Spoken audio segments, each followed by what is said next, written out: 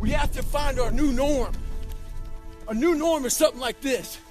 When I was going through SEAL training, it's only supposed to be 6 months. I was there for 18 fucking months. Kept on getting setback and setback and setback. You gotta change your mindset to know my whole job now is at 4 o'clock in the morning. I get the shit kicked out of me for 18 months. You gotta create that new norm. That has to be your lifestyle. You are the master of your own mind. Create that masterpiece. Be proud of yourself at the very end of it all. Maybe you were a victim of being called fat growing up.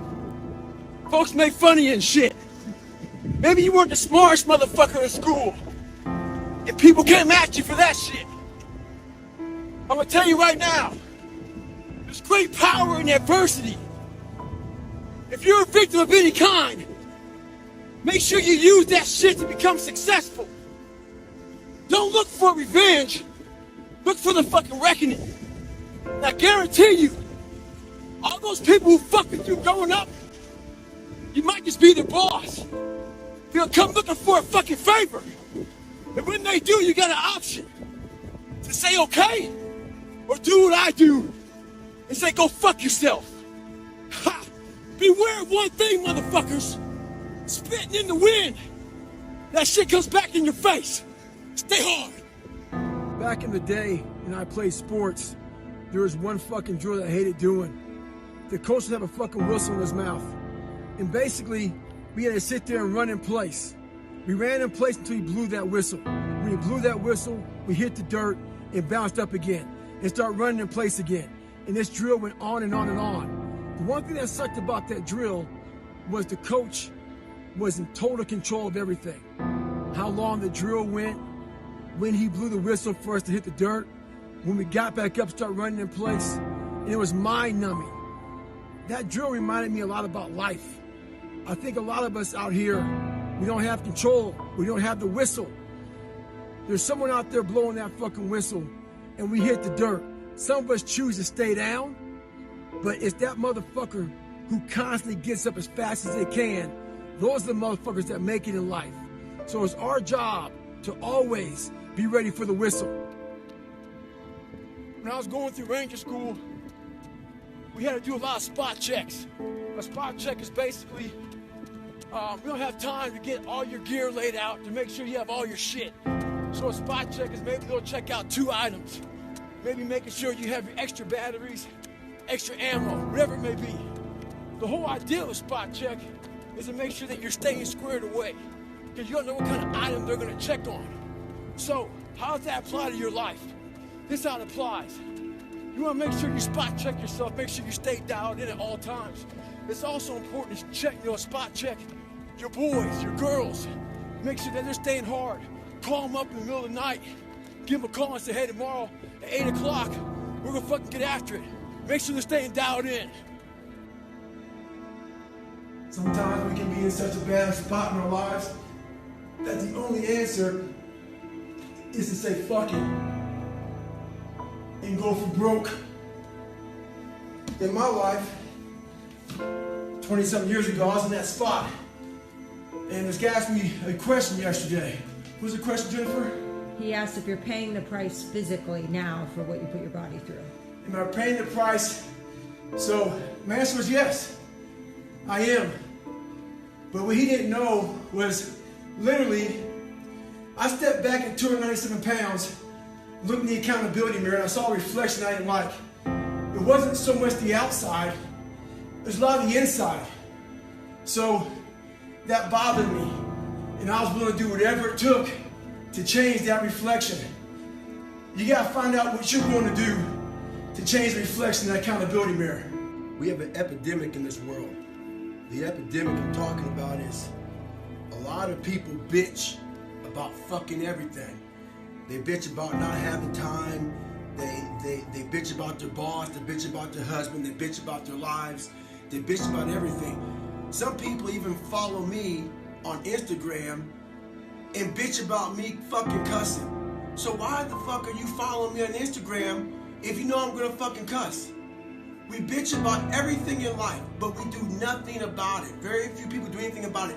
I'm fat, I'm out of shape, all these fucking things. What the fuck are you doing about it? You gotta take action in your life. You gotta stop bitching. You gotta start find a solution to your fucking problem. Don't be the problem. Take action. For every action, there's an opposite reaction. If all you do is bitch, nothing's gonna happen in your life. Take action, take control, stay hard. There's so many times in life you don't want to be doing what the fuck you're doing. You can't just fucking quit. Remember this isn't a hobby, it's in a fucking joke, it's a fucking lifestyle. So what you say to yourself is important. There's no fucking coach, there's no trainer to keep you going, it's only you. So think about this, you've been working your whole life to get a fucking seat at the table. The seat at the table is you want to be the best amongst all the best people in your fucking career field. So you finally get that letter. It's steak, lobster, it's a big dinner. Everybody's showing up, dressed to the nines. Make sure you show up soaking wet for fucking getting after it, working out hard. Towel around your neck. You respect the event. So make sure you put that towel or that nice chair so you don't fuck it up. The whole thing is this. Don't say a word. Stay uncommon amongst uncommon people. You're never done. Don't stop when you're tired. Stop when you're done. Stay hard. A lot of us dream big. You should dream big. Dreaming big is important.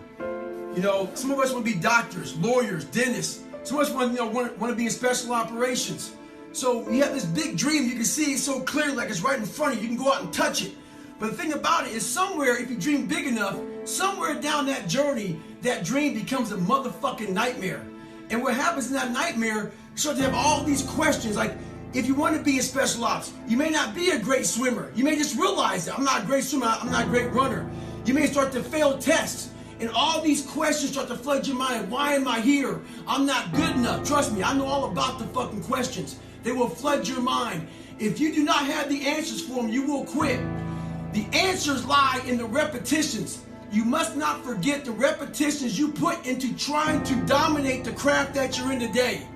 Always, always embrace the suck, adapt to the suck, stay hard. I get a lot of questions about how I lost so much weight. People want to know how they can get started. So basically, you're thinking too much off the bat. When I lost my fucking weight, I didn't look for a trainer. I didn't do all that thinking. I didn't go on Jenny Craig. I didn't do all that shit. What I did was I basically stopped eating so much fucking food. I cut my calories down. So as far as the workout goes, we overthink that also. Until you find a trainer, go out there and start fucking walking. Put some shoes on, start running. Go to the gym, do the elliptical trainer. It's not rocket science. A lot of folks talk about overtraining. You gotta train first before you can overtrain. Sometimes you wake up in the morning time and you're sore and you feel like you're overtrained. No, you got sore fucking legs. Get out of your own head and stop overthinking it. Stay hard. So, I get an email the other day. This young man wants to be a ranger, but he's afraid to go to ranger school. Not because how hard the training is, but because he's afraid if he fails, what people are gonna say by judging him. One thing in life, this applies to everything in life. Anytime you move from being normal to trying to be exceptional, people aren't gonna like that shit. Those normal people, it makes them feel like shit, so they're gonna judge you. And nowadays, it's very easy to be a fucking coward. Why? We got Instagram and shit.